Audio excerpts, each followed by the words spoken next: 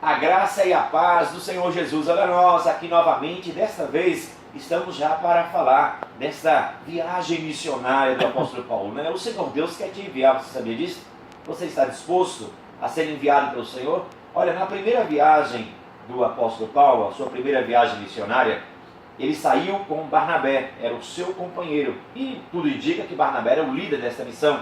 E eles foram primeiro para a ilha de Chipre. Era uma ilha que media 237 quilômetros de comprimento por 32 de largura. Começava em uma cidade chamada Salamina e terminava numa cidade chamada Pafos.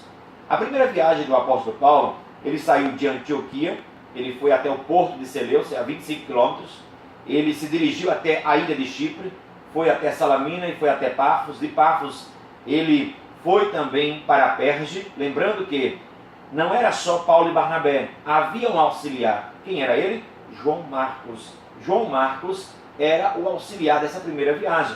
E quando ele sai da ilha de Chipre e eles vão para Perge, a Bíblia diz que há um acontecimento ali que o apóstolo Paulo não vai gostar muito.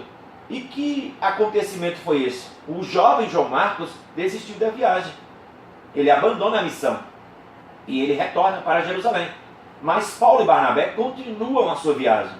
E eles saem de Perge, eles sobem para a região da Galácia. Eles vão até a Antioquia da Psídia. Lembra que ele saiu da Antioquia da Síria. Estou falando que ele foi para a Antioquia da Psídia, ele foi para Icônio, ele foi para Derbe, ele foi para Listra, melhor dizendo, terra de Timóteo, ele foi para Derbe.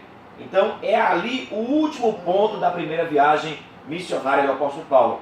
Então o apóstolo Paulo, ele fez esta viagem. Então, lembrando para você, ele sai do porto de Seleucia, lá em Antioquia, ele vai para a ilha de Chipre, ele passa em Salamina, ele passa em Pafos, ele vai para Perge, ele vai para Antioquia da Psídia, ele vai para Icônio, ele vai para Listra, ele vai para Derbe. Pronto, assim ele foi. Mas agora ele vai retornar e no retorno ele vai fortificando essas igrejas. No início ele ia evangelizando, depois ele vai fortificando e levantando pessoas ali. Então nós podemos, muitas vezes eu fico olhando, às vezes a gente quer aprender como uma igreja cresce e a gente lê tanta coisa e a gente poderia ler o livro de Atos, porque o livro de Atos é um manual de crescimento da igreja e crescimento saudável na força do Espírito Santo. Estes homens, eles não levavam amuletos, eles não levavam imagens de escultura, eles não tinham dinheiro, eles paravam aonde eles chegavam a fazer algum bico para trabalhar, mas eles tinham ali um trabalho missionário no coração. Eu lembro que certa vez duas irmãs, elas chegaram no meu gabinete e disseram assim: pastor, nós temos um missionário para apresentar para o senhor. E aí disse qual era o país daquele missionário. Eu digo, que bom, minha irmã. E ela disse assim: olha, tu precisa ver, pastor, este homem quando ele prega, ele arrecada de um jeito. Então eu queria saber o seguinte: vocês têm alguma obra aqui na igreja onde esteja precisando de dinheiro? Porque quando ele, por exemplo, se vocês estiverem precisando de vidros para as portas, para as janelas, então você diz o valor, precisa de quanto? 40 mil. Este homem prega, pastor, tu precisa ver, ele arrecada esse dinheiro. Eu fiquei assustado com aquilo e eu disse assim: minha irmã, a irmã está dizendo que este homem, ela me deu um cartão, eu peguei o cartão, mostrei o cartão para ela, disse: a irmã está dizendo que este homem aqui é um missionário?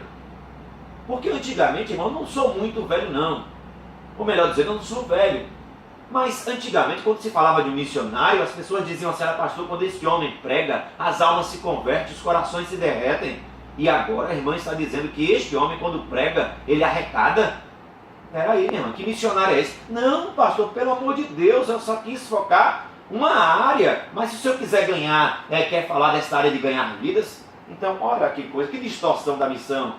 Meu amado, quem quer fazer missões, quem quer se entregar à obra de evangelização, a Bíblia diz que o ministério não é fonte de lucro. Não fique pensando que você vai ficar rico. Não vai faltar, porque o Senhor Deus, ele mantém. Mas o ministério não é fonte de lucro, não. Então nós precisamos dessa coragem destes homens que saíram para levar a palavra de Deus. Então essa foi a primeira viagem do apóstolo Paulo. E eu lhe pergunto, você tem viajado na direção do Espírito Santo? Porque a Bíblia diz que todas as decisões tomadas por eles naquela primeira viagem, que durou aproximadamente 2 anos, foi tomada na direção do Senhor. o Senhor que dirigiu. E aí, o que é que acontece? Eles terminam aquela viagem e eles voltam para Antioquia, que é a base, Antioquia da Síria, e presta relatório para a igreja como os gentios, quer dizer, as gentes que não são de Israel, estão recebendo a palavra. Então, como nós precisamos que novos Paulos, novos Barnabés se levantem.